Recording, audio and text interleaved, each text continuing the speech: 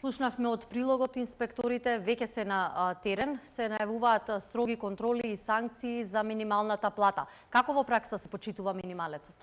Инспекторите од Државниот инспекторат за труд, почнувајќи од денес, ќе вршат директни и непосредни контроли на терен од страна на дали од страна на работодавачите се почитува законот за минимална плата, односно дали е извршено зголемувањето на минималната плата. Санкциите се строги, меѓутоа во секој случај доколку инспекторите затекнат определен работодавач или пак компанија која што не исплатила минимална плата согласно закон, односно 8.800 денари, во тој случај задолжително ќе донесат решение за отстранување на недостатоците и со тоа што компаниите, односно приватните фирми, се должни во рок од 7 дена да ја коригираат исплатата и да извршат дополнителна исплата на минималната плата. Во спротивно следуваат парични казни од 6 до 7.000 евра за правното лице и за одговорното лице помеѓу 3 до 4.000 евра.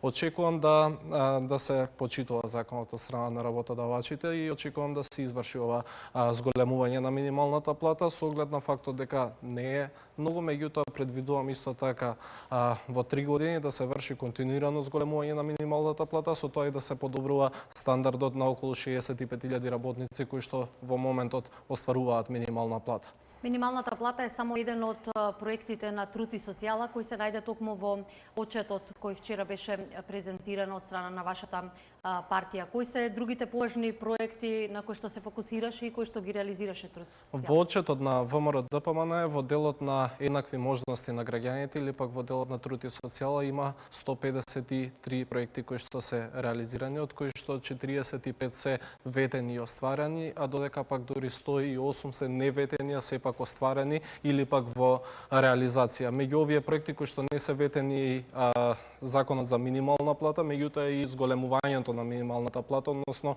измените на самиот закон кои што ги направивме пред извесен краток временски период. Од друга страна пак она што го ветивме и го реализираме е зголемувањето на пензиите, кое што е доста значително изминатите години и просечната пензија во Република Македонија е зголемена за 62%, додека пак не ветивме, а сепак се зголемуваат и социјалните трансфери, односно социјалната парична помош, која што е зголемена изминатите години за 47%. Дополнително за старите лица продолжуваме да го реализираме ветениот проект за бесплатно банјска климатска рекреација. Веќе овој месец започнуваат пензионерите да ја користат оваа бесплатна услуга и ќе искористат 5500, додека пак не ветивме да го реализираме проектот за бесплатен летен и зимски одмор на повеќе од 3000 дечиња од кои што се без родители или пак деца со пречки во развојот или пак деца од семејства кои што се наоѓаат во социјален ризик. Освен зголемување на пензиите, од овој месец се исплати и повисока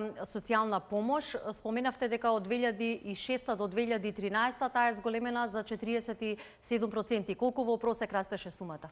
47% е во просек зголемувањето на социјалната парична помош, сепак имаме зголемување и на другите социјални трансфери или пак социјални помошти, односно и постојаната парична помош е зголемена за 46%, туѓата нега, односно помошта за трето лице исто така има зголемување од над 30% изминатите години, а дополнително воведени се и нови права за одредени категории на лица со инвалидност, како што е додатокот за мобилност, додатокот за слепило од 8.000 денари месечно за потполно слепите лица и за телесните инвалиди во количка.